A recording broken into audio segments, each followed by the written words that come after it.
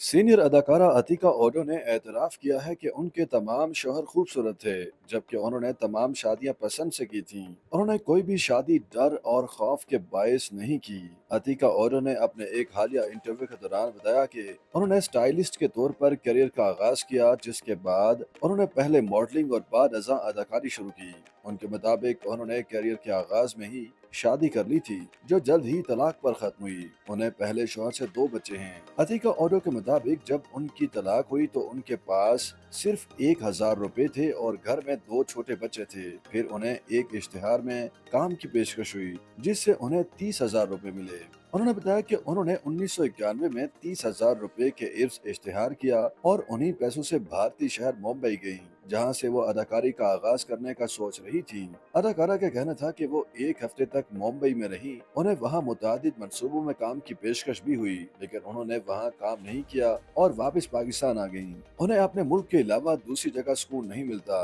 उन्होंने बताया कि वो लंदन, न्यूयॉर्क और दुबई से भी वापस अपने मुल्क आईं।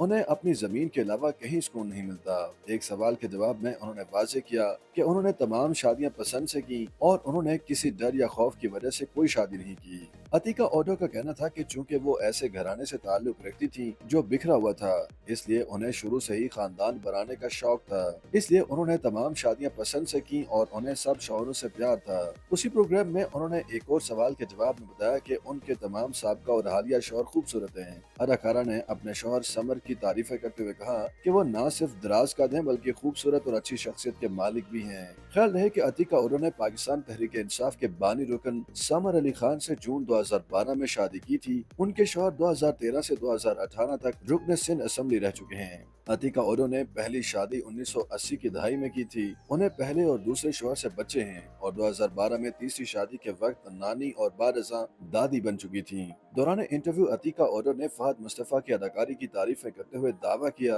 कि उनके हालिया ड्रामे के नशर होने के बाद मुल्क भर की कुंवारी और शादीशुदा लड़कियों को अदाकार से इश्क शुरू हो चुका था। अतिका ओडो ने फहद मुस्तफा और हानिया आमिर के ड्रामे कभी मैं कभी तुम पर तबसरा करते हुए अदाकार की तारीफें की। सीनियर अदाकारा ने ड्रामे में फहद मुस्तफा की जानिब से की जाने वाली अदाकारी को सराहते हुए उन्हें हकीकी अदाकार करार दिया और कहा कि उन्होंने किरदार में जान डाली।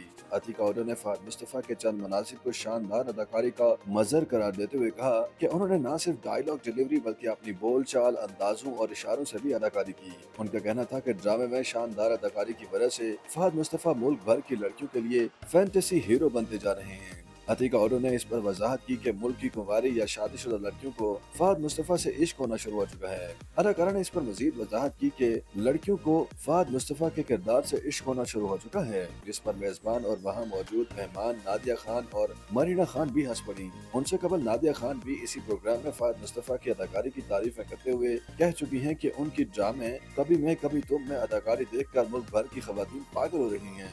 यहाँ तक कि जायदुल उम्र खवातीन भी फहद मुस्तफा के लिए पागल हो रही हैं। YouTube पर गूगली न्यूज देखने के लिए youtube.com की सर्च बार में गूगली न्यूज टीवी टाइप करें। गूगली न्यूज के पेज पर सुर्ख रंग के सब्सक्रिप्शन वाले बटन पर क्लिक करना ना भूलिए। YouTube पेज पर अपलोड होने वाली वीडियो से बाखबर रहने के लिए बेल आइकन पर क्लिक कीजिए। आपको हर नई वीडियो के बारे में नोटिफिकेशन मौसूल हो जाएगा।